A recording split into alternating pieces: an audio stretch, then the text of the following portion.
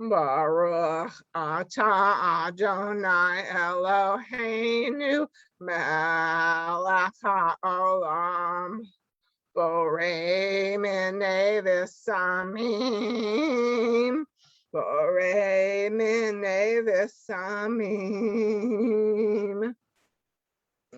Die, die, die, die, die, die, die, die,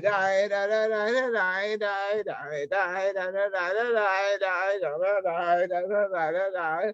Baruch atah Adonai Eloheinu melech haolam borei me'orei ha'esh borei me'orei ha'esh.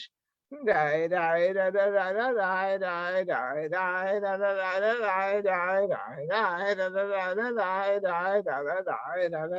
die.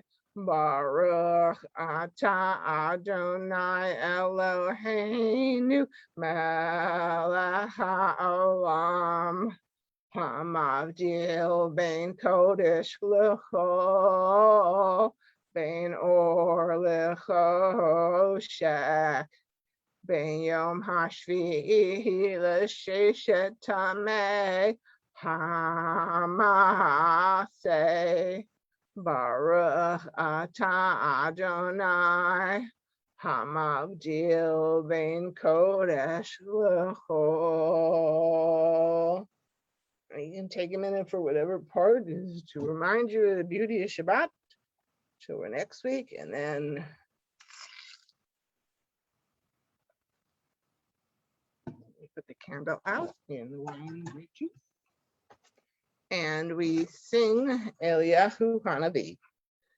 Eliyahu Hanavi, Eliyahu HaTishvi, Eliyahu, Eliyahu, Eliyahu Hagiladi, Bimhera v'Amenu, Yavo Aleinu, Mashiach ben David, Mashiach ben David.